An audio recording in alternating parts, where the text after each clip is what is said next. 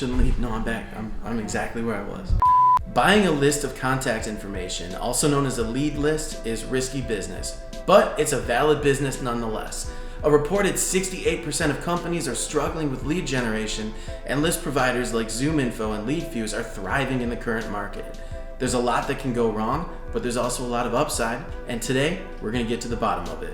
Hi everybody, I'm Jack, that's Rebecca behind the camera. You're watching In a Nutshell, and this is the pros and cons of buying a lead list. Let's go. If you're gonna buy a lead list, you need to know upfront which people or personas you want to target. Lead lists are often really generic and sometimes even outdated. So rather than buying a list and filtering it later, make sure your provider can get you what you need. And I'd like to reinforce that caution should be observed throughout this entire process. Don't overdo it.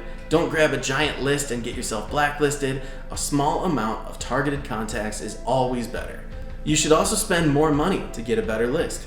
The cheap lists are usually just email addresses that were illegally scraped from email domains, never verified, and then packaged and sold for outreach.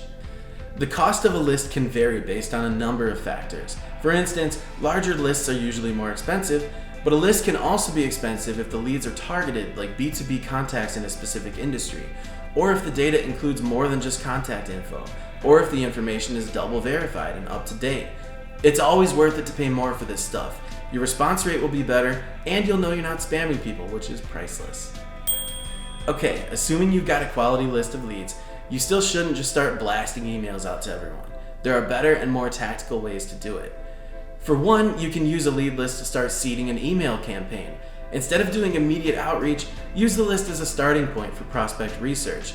From there, qualify leads yourself and send targeted outreach to specific subsections of the list. I know it's really inconvenient, but targeting an entire medium-sized business at a time should be as big as you're willing to go from a purchased list. If there's no engagement, choose another company, do the research, and go from there. Another great way to use your lead list is to add the data to your CRM. With Nutshell and other high-quality CRMs, you can enter in a person's contact information and see publicly available information about that person right in your CRM. If you still want to reach out, great, but use the CRM as your tool for segmenting and managing your outreach. Now, if you're going to be doing all this stuff, you need to have the CAN-SPAM Act memorized. Literally, memorize it. There's a $42,530 fee per email at stake. And now's a good time to mention that we have written a guide on purchasing and using lead lists and the CAN-SPAM Act, and that's in the description below. Check it out. In summary, the CAN-SPAM Act says that you can't use false header information like the to and from in your email.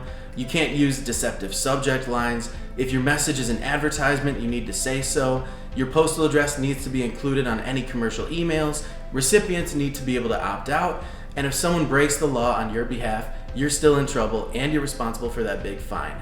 At Nutshell, we take this really seriously, and our email marketing platform automatically takes some steps to ensure that our users are CAN-SPAM Act compliant, like adding addresses and an opt-out button automatically to every marketing email that goes out.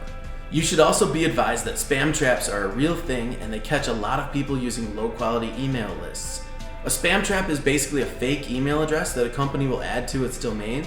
Like my email address is jvirag@nutshell.com, but we could register Henry VIII at nutshell.com, and if anyone emails it, we know that they got it because they scraped our domain, which is illegal and subject to that huge fine.